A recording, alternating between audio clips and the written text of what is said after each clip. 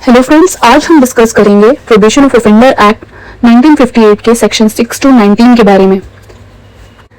तो सेक्शन 6 बात करता है restrictions on imprisonment of offender under the age of 21 years old. A person below 21-year-old should not be sent to jail except life imprisonment cases unless court finds probation unsuitable. Court must record reason and take probation officer's report. अगर कोई offender 21 साल से कम है तो उसे court normally jail नहीं भेजेगी except life imprisonment cases. Court पहले देखेगी कि सेक्शन 3 या 4 के अंडर उसको प्रोबेशन पर रिलीज किया जा सकता है या नहीं, और इसके लिए प्रोबेशन ऑफिसर को रिपोर्ट इंपॉर्टेंट होती है। फॉर एग्जांपल, अगर कोई 19 साल का लड़का छोटी सी चोरी कर ले और पकड़ा गया तो उसको डायरेक्ट जेल भेजने के बजाय प्रोबेशन पर छोड़ दिया जा सकता है।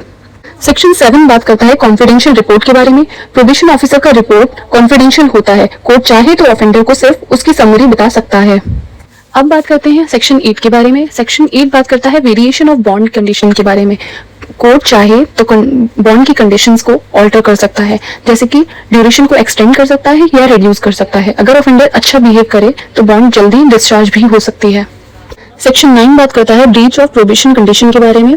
अगर ऑफेंडर अपनी प्रोबेशन बॉन्ड की कंडीशन को ब्रीच करता है तो कोर्ट उसको अरेस्ट करवा सकती है।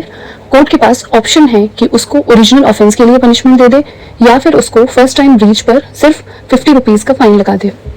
सेक्शन 10 बात करता है श्योरिटी के लिए। श्योरिटी और बॉन्ड के लिए सीआरपीसी के प्रोविजन अप्लाई होते हैं। सेक्शन 11 जो है वो बात करता है कोर्ट्स एंड अपील के बारे में। हर कॉम्पिटेंट कोर्ट, हाई कोर्ट या अपीलेट कोर्ट प्रोबेशन का ऑर्डर पास कर सकती है। अगर लोअर कोर्ट ने जेल दी और ऑफेंडर की एज 21 से कम है तो हायर कोर्ट उसको प्रोबेशन पर रिलीज कर सकती है। सेक्शन 12 बात करता है रिमूवल ऑफ डिस्क्वालिफिकेशन के बारे में। अगर ऑफेंडर को प्रोबेशन पर छोड़ दिया गया है तो उसके अगेंस्ट कोई परमानेंट डिस्क्वालिफिकेशन नहीं होगा, मतलब वो फ्यूचर में गवर्नमेंट जॉब, लाइसेंस, एजुकेशन के लिए अप्लाई कर सकता है। लेकिन अगर वही ऑफेंडर दोबारा किसी केस में गिल्टी पाया गया तो ये बेनिफिट उसको नहीं मिलेगा। सेक्शन 13 टू 15 प्रोबेशन ऑफिसर के बारे में बात करता है। प्रोबेशन ऑफिसर को स्टेट गवर्नमेंट अपॉइंट करती है या रिकॉग्नाइज्ड सोसाइटी देती है। प्रोबेशन ऑफिसर की ड्यूटीज होती हैं ऑफेंडर का बैकग्राउंड चेक करना, सुपरविजन करना, जॉब ढूंढने में हेल्प करना, कोर्ट का रेगुलर रिपोर्ट देना। ये ऑफिसर पब्लिक सर्वेंट के बराबर ही माने जाते हैं। सेक्शन 16 बात करता है प्रोटेक्शन इन गुड फेथ।